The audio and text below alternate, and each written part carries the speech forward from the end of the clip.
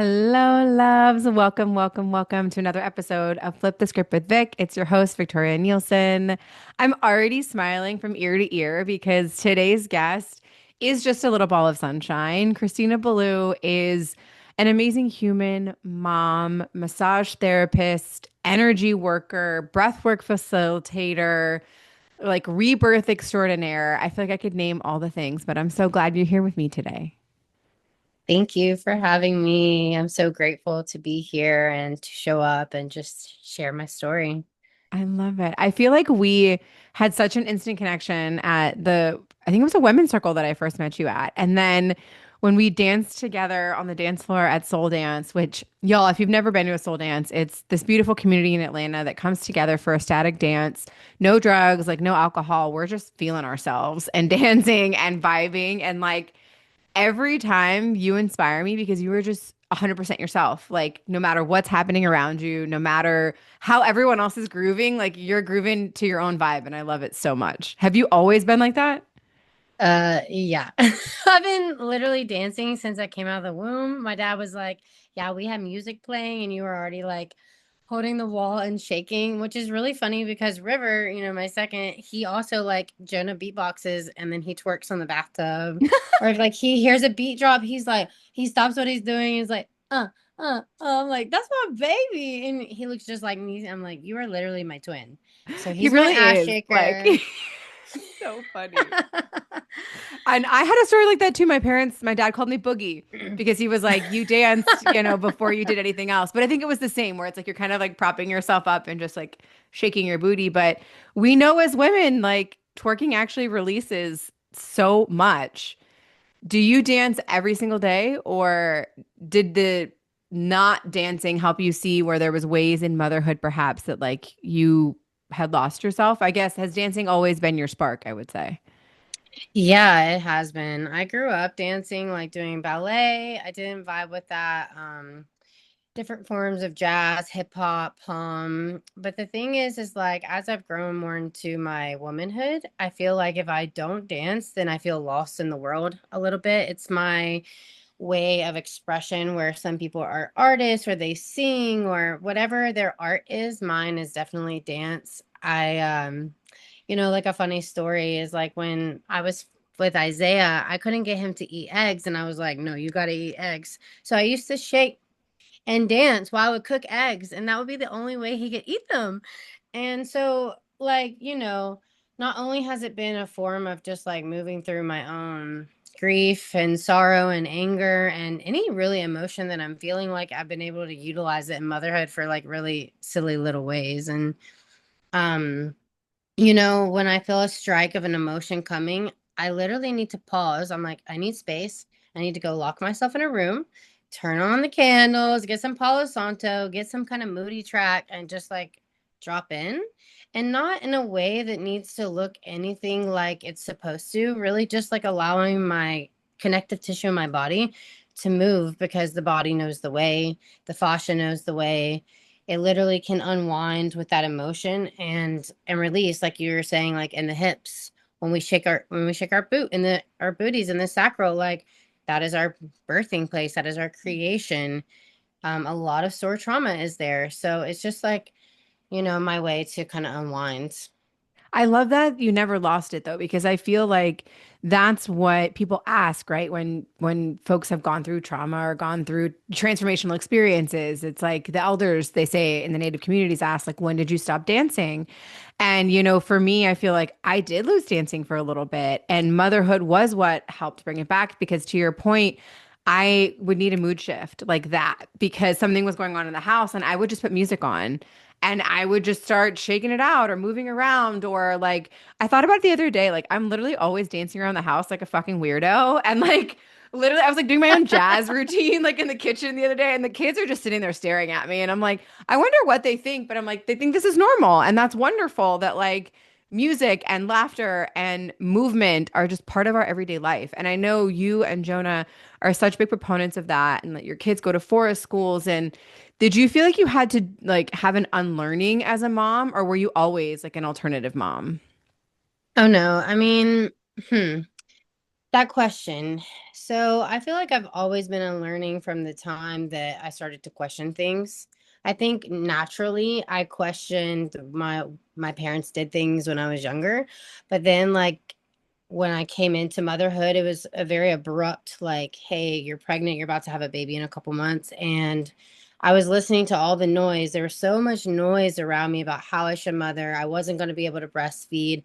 I was going to not going to be able to have a natural birth. I was going to have to have a C-section because of my hips. And part of me allowed it. And then my intuition was like, no, fuck that shit. I know like what I can do and what I'm capable of. And with Isaiah, was a very much learning experience. There was things that I did or allowed, and not to say any of it was wrong, but now with River, I got like another opportunity to really trust my intuition and my body and know that I'm a sovereign being and I know the way. Yep. And so I really pushed for a natural birth. I pushed for having a midwife at home.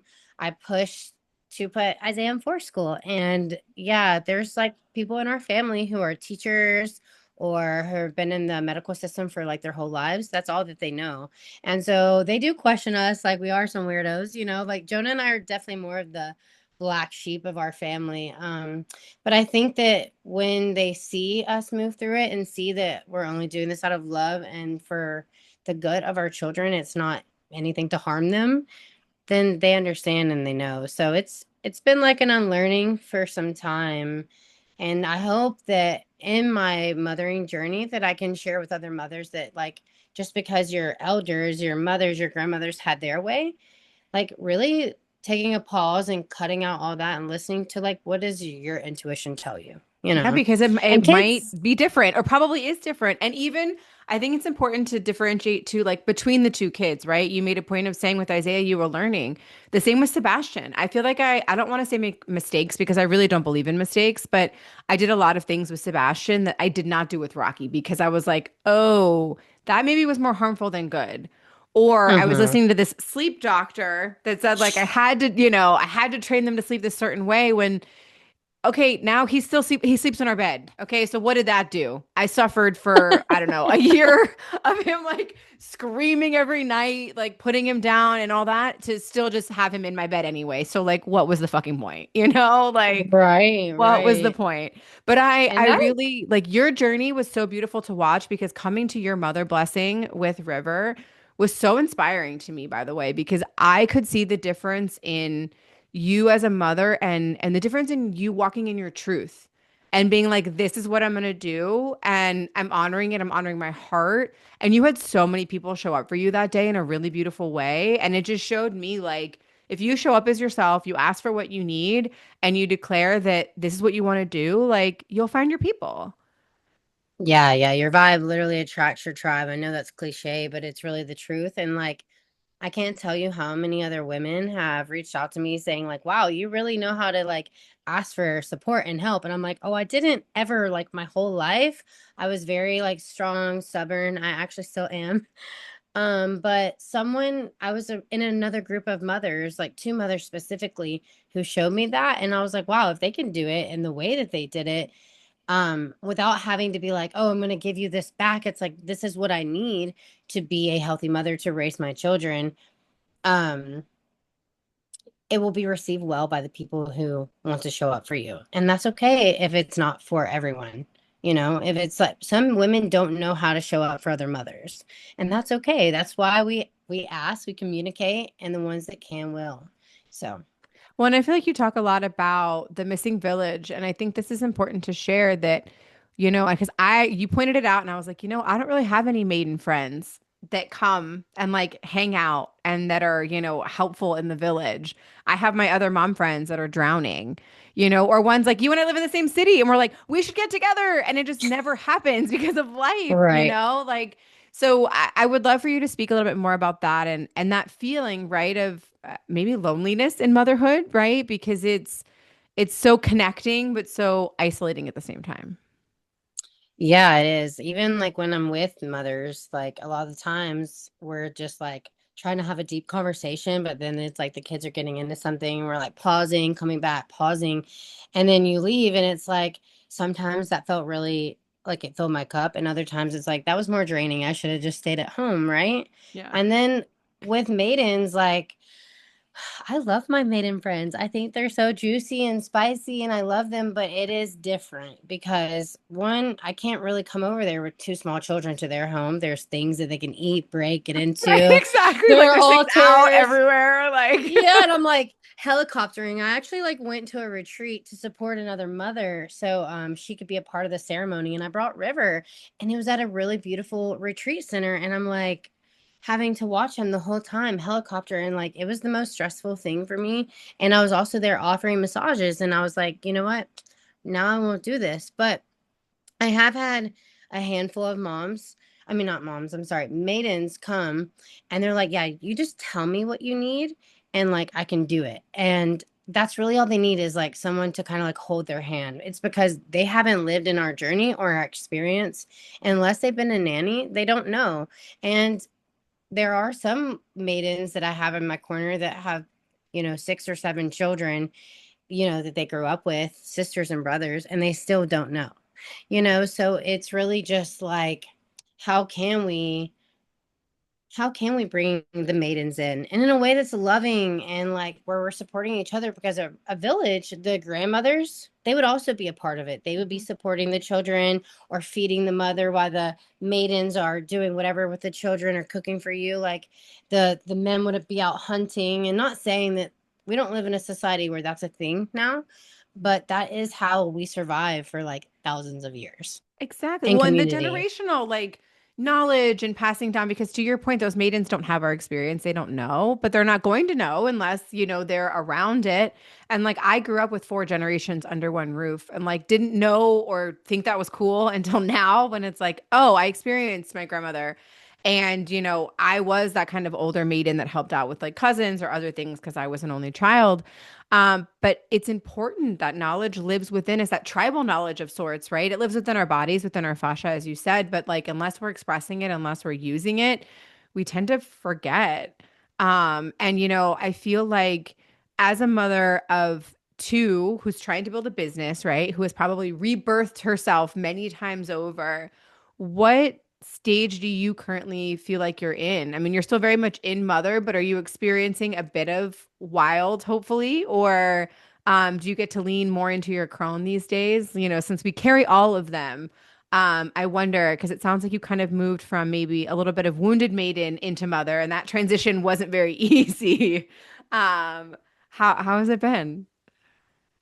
It's been an expansive and contracting journey. I feel like my breathwork practice, the most recent thing that I've been on this path, has lifted like 20 years of depression, which really got brought out by motherhood. It was like anything that you shove down, because I used to be so wild and free and party, like I just was suppressing so much in motherhood, like through pregnancy and birth, literally birthed all my trauma and all my shit. And I got to really sit with it. And it was the most tragic thing I think I've ever felt, to really see all the pain and sadness and grief that lived inside my body. And then up until recently, I didn't know that I was still that angry. And as I've been lifting this veil, I've been able to like witness blessings that may have already been there, but like now I can see them. Now I'm more conscious to them. Um, I've been meditating, doing hypnotherapy, really just like aligning myself. But that doesn't mean that mothering is any easier per se, because if I can be like straight up, the last like 4 or 5 days have been treacherous. Like Oh, I feel my that kids have, deeply. yeah, my kids have been on like meltdowns. Everyone had the stomach bug. Like I'm trying to get my offering out there, my program, and I'm really focused on that. But I also have to be a present mother. That is one of my values. I don't want to be stuck to a computer or a phone. And when I do slip into those like little valleys of that, because I'm trying to focus my energy on a business, then I can see it reflect in my children. So I'm in a really expansive, beautiful place. And I know that all the turbulence and chaos is going to flower and bloom into something really, really, really beautiful. And for other mothers. And also, like, I'm needing love. I'm needing body work. I'm needing someone to hold me. Like the other day, I was like, Jonah, can you just like mother me and tickle me for a second? Because like I'm Yes. cooking, I'm cleaning, I'm business, and like he got to for a few seconds before the kids were like climbing on us and ripping our hair. And I'm like, wow. Because River's 15 months and Isaiah's turning 3, and they're wild boys. I mean, it makes sense, like me and Jonah, of course. But it's just been like, I do feel a lot better. Like on a physical level, I've lost 80 pounds since my second pregnancy. And I am here on a podcast today, which is something I've been dream weaving for so long. In my journal, like 7 years ago when I first moved to Atlanta, I wrote that I wanted to be a yoga teacher. I wanted to be a breath work facilitator, massage therapist, retreats, whatever. I wanted to do all these things. And I found that journal and it's just like tripping me out I'm like, so because much of that has come true. and some of it like it quantum leap into a shorter time. And yes, it took me 7 years to get here, but motherhood was like the catalyst for that. It was like my like push comes to shove, like, hey, this is the work that you're meant to be doing. It's actually the work that you've always meant to be doing. It's just a different way now. And I feel like I have more purpose because I've went through my suffering as a mother, that I want to help others who experience the same thing that I've gone through. Yeah, because it's so hard. Like I don't care who you are, you're never prepared. Truly, you're never prepared. And every child is different. And you may think you have a grasp on it, and then they developmentally change, or the environment changes, or things with your partner change. Like I think that playfulness that you and Jonah keep up is so important. And you guys both still like go dance and do like your events, even though you're parents. And that part is something that is so important so that you can fill your own cup. I what has been, the grief and the rage of motherhood, I think is not talked about enough, and talked about how normal it actually is, because I feel a lot of rage too as a mom. What, in this new breathwork journey that you've been moving through, what do you have, like a favorite breathwork practice that you do when you're like super angry or when you need to move through emotions?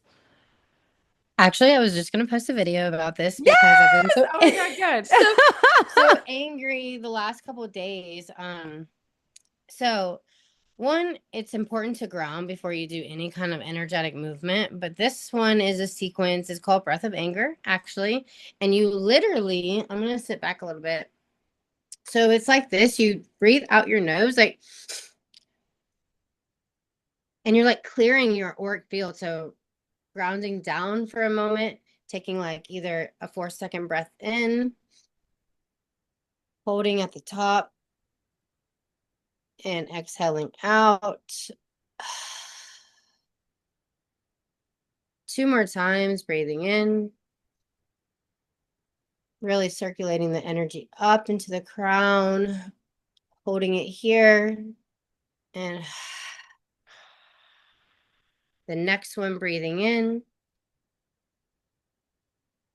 holding it at the top, and on the exhale, just making any kind of sound.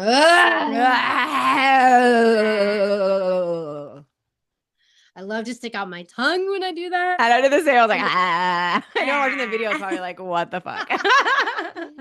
so the movement is like, having your arm, I mean, really your arms can be in whatever position feels good or safe, but it's just exhaling, like Yep. Exhaling and throwing that arm back as hard as you can. throwing it is Yep. fast. And also be gentle with yourself, because if you have weak muscles in your back, as a massage therapist, I need to tell you, like, you can't pull a muscle. So be gentle with yourself.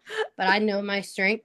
But yeah, you're just clearing your field and really breathing out your nose like a, and Yep. just Very moving that forceful. shit out. And literally you could just set a timer for 2 minutes and just, and you can feel one, it's like almost a psychedelic experience because of the way that your oxygen levels are changing. But you're imagining just like with your arms, like just clearing all the bullshit out of your field, and then having a meditation to come back to where you protect yourself, having like a golden armor around you. So even if it's your kids, lovingly, like you're not sucking up and siphoning their energy too, which is like really important because mothers, we're such givers and nurturers. And then we end up soaking up whatever they're going through, then maybe our partner, then our clients, and then everyone in the world, because we're more open and our hearts are more open. Yep. So yeah, that's like one that I I love really it. It's love. so funny. That was my go-to. Fist of anger is what I called it. Fist of In anger, Kundalini yeah. yoga. Yeah, yeah, yeah. But no, it's 3 minutes a day. It's really all you need. And like I've used it quite a lot. But as you were talking, it made me think about, those energetic attachments. Our kids, I believe it's until the age of 7, their chakras are not fully formed and they're like still very much energetically attached to us. And that actually we need to consciously unattach them around that age so that they can grow and flourish and develop. But one thing I love doing lately when the kids are driving me crazy or when we're out and I can see that like other kids' energy is like affecting them, I zip them up in like their own energy. Like I'm like, nope, Oh. like you're gonna stay right here. And I'll do it sometimes too when like they're acting crazy. But some of the energetic stuff that I learned when they were little that I still use to this day is like even I play sometimes with their grounding cords. So like when it's bedtime, like I will envision their grounding cord move like from the base of the spine going to the center of the earth to help them like release and ground, and then I do my own. So that energetic, not only clearing of like your auric field is super important as a mom because yes, you are cluttered with everyone else's gunk. That protection piece is so important too because shit's wild out there, guys. Like It's you're wild. like people, I mean, I don't want to get into like a whole side note about like, I don't know, energetic and spiritual attacks, but like they're a real thing. And especially when like you're as open as you are as a mom, like it you got to protect yourself, you know? Yeah, I mean, that's just something that as a mother and someone who holds space in massage therapy and breathwork, people have a lot of things attached to them. And then you don't want to be bringing that home. Like you said, your kids are attached to you and giving that to your children as well. So, like, I mean, it doesn't even have to be with Palo Santo or sage, just like literally just envisioning a Yes. golden armor around you and just like kind of staying steady with that, which can feel a little bit challenging. But yeah, I do feel like that's really important in all that we do. Right, Oops. right. But I wanted to talk a little bit more about kind of your embodiment journey because, as you said, I mean, you've lost 70 pounds. Like, that's crazy. You look amazing. You always, I feel like, have been the most freest expressed version of yourself, at least as long as I have known you. And you've only become more free and more expressed as motherhood, I feel like, has, I don't want to say made you more feral because I think you were always this feral and it's just like shown, you that. What has that journey been like? What has that really felt like to be in your body now that it's smaller? Like, has there been any body dysmorphia? Has there been any, of that kind of stuff coming up, honestly and truthfully? Yeah, so it's funny that you think like when you lose the weight that you'll be like satisfied and satiated in that, and still it's like there's more roots there of what you're feeling and what you're going through. Like I still like my skin is really loose now around my womb Mine and is too. yeah, and on my neck and all these places, and I really really struggle with that. A lot because it's just like I'm chasing a physical goal and not really like jumping back into like how do I move? How do I feel? I will say I do feel lighter. I've always felt like pretty strong, and the most important part of that is like how can I carry my children? I have two boys. I need to be able to like move and be agile as they grow. They're only going to get faster and more agile, more wild and feral themselves. So I want to be able to keep up with them. But it has been really beautiful because a lot of people are like, "Oh, what are you doing? What are you doing?" I'm like, "Yo, honestly, I'm just like taking care of my nervous system, taking minerals. I make it really affordable, lemon and some like red mints or Celtic sea salt. And I did start night weaning about 3 or 4 weeks ago. I think it was. Jonah sleeps with River, and now I sleep with Isaiah. And just getting like 7 hours of sleep has Isn't been it a amazing what it'll game do? changer. I'm like, I mean, because with River, I have co-slept and exclusively breastfed, and he stays attached at the boob all night long. Like, and the last couple of nights he's been sick, he's been sleeping with me. My nipples are so sore because he just doesn't get off. He switches like every 5 minutes. And then you saw I was so big in my pregnancy with him. I had a lot of amniotic fluid that I didn't sleep then. So it was like a year and a half of like maybe 1 or 2 hours of disturbed sleep. Oh, And that my hair is still not replenished from that. I'm so minerally depleted and I'm working on that. But like alone. I stopped working out and I started sleeping because I started working out and doing things, and that was a really pivotal. Can't say that word right now. It's Pivotal. okay. You We're gonna got it. pivotal.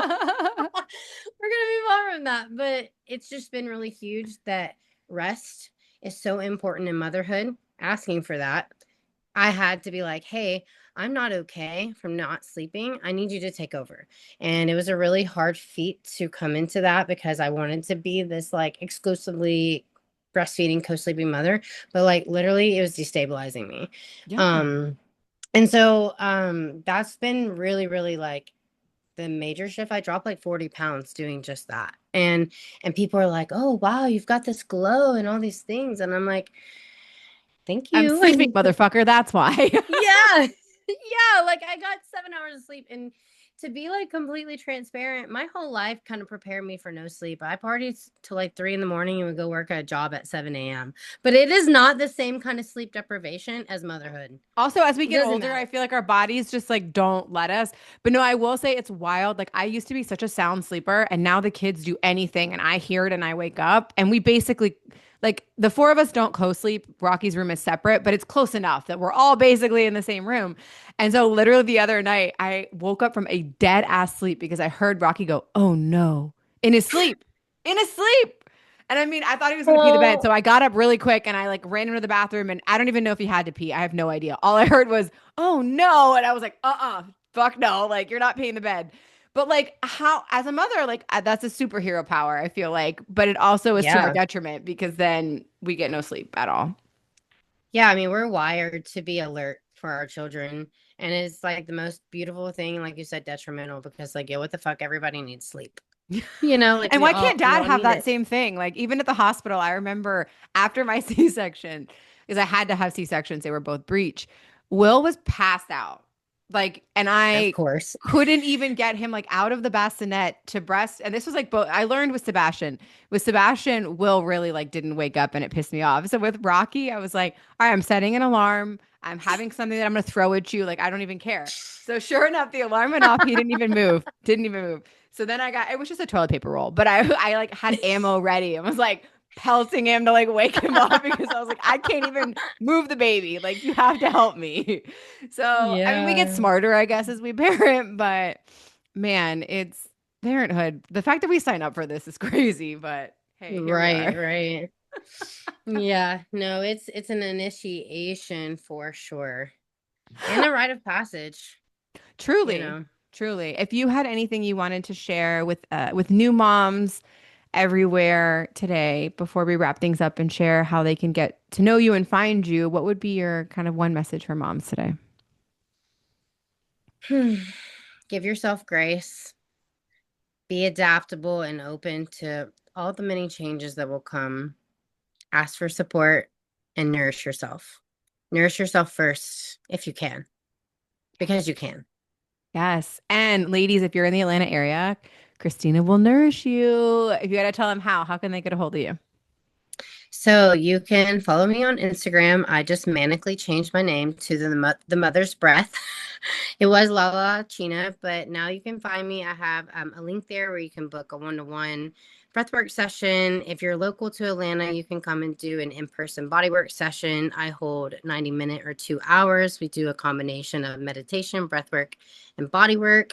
And I will soon be launching my program for mothers. We're going to dive deep into somatic, sensuality, connection, communication, and breath work to become our most easeful and joyful self so that we can enjoy motherhood the way that we're supposed to.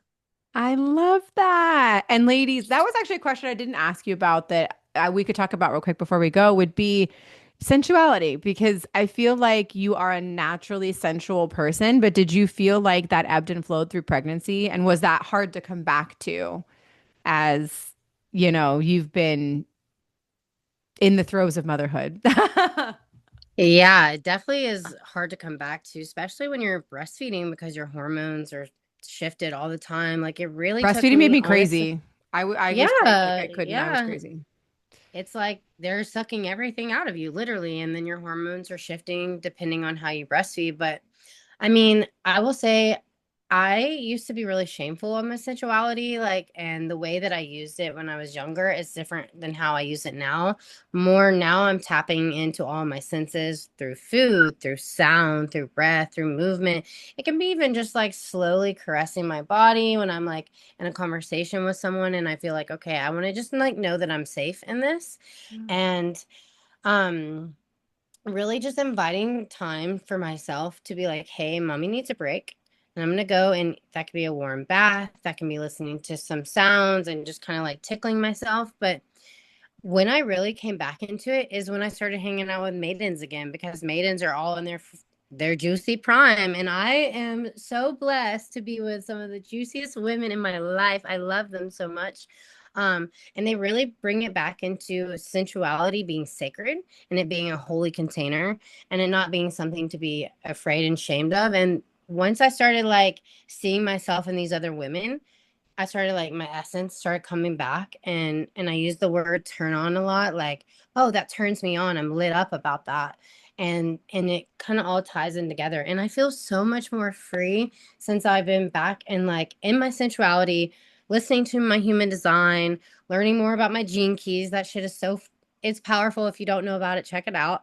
It's a rabbit And hole, but it's so good. it's a rabbit hole, but it's so good. And just like that's your sensuality is what makes you a woman. That's why men work their whole lives to be like, working for you. And it is our power, it is our creativity, and it is what brings babies into this world. And you should give that to yourself. You should gift yourself practices that bring you back to that. Exactly, because it's not shameful. And actually, when we can bring ourselves into that bliss-filled state, we manifest faster. We move things faster. Like that energy is such a pure cosmic energy that when you work with it, you're working by your design. Exactly that. We were made to take advantage of our feminine wiles and to use them. And I love that you shared that, like, previously you used to use them differently because I would say the same. As a maiden, I feel like I weaponized my sexuality. Absolutely. Whereas now, as a mother, and as a wild woman, my sensuality is mine. And it's not performative and it's not for anyone else. And actually, when I am my juiciest, it's for me. And then that oozes right into my expression and my creativity elsewhere. But I think it's really important that we talk about it because we don't as women and we just expect either to like, I don't know, go back to magically feeling sexy, or maybe we never felt sexy to begin with. So like coming back to that isn't even something that we know how to do?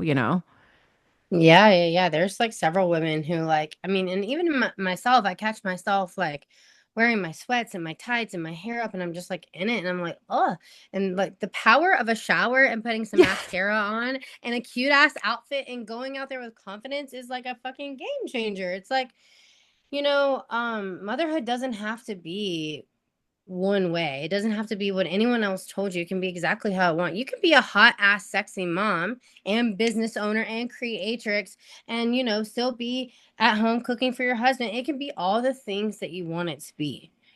So I think that like if you feel like you struggle with that, like hang out with someone who embodies it and just like soak in that energy and let that be the medicine that you get to sip on and then invite it back into your essence. And that's what I say now. I'm like, just sip on the medicine of like your people, like share your medicine and sip on it.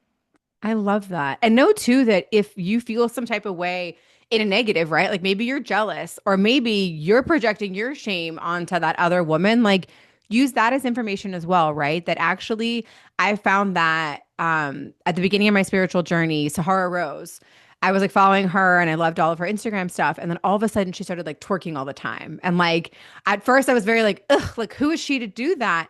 It was because I wanted to do it and I Mhm. didn't feel free enough to. So I invite anyone listening, like if that's what you're feeling in your body right now is like, oh, who are they to do this or any kind of judgment, that's okay. We welcome it. Use it as information to show you where you are not yet free and where you are craving that freedom in your life and in your body. Yeah, absolutely. Absolutely. And just one thing to piggyback off that, several of the maiden friends I talk about, it was triggering me. It was triggering me in a lot of ways. And that was it. It was like, oh, this is what I crave, this is what I want, and that's why I'm getting so pissed off about it and like, wanting to shelter and like not hang out with them. And then I just like immerse myself in their presence And they also supported me and witnessed me and hyped me up and like, let's go, Tina, you know? And then I was able to break free from those chains. And those chains go deep. They go deep into my mother's, my grandmother's. And so it's not your fault and it's okay. And I love you. And yes, use it as medicine, use it as knowledge, use it as information, and play around with it. Let it be playful, let it be easy. Give yourself grace along the way. Yes. Oh, I've loved this conversation so much. You guys can find more about Christina and how you can work with her and follow her on Instagram in the show notes.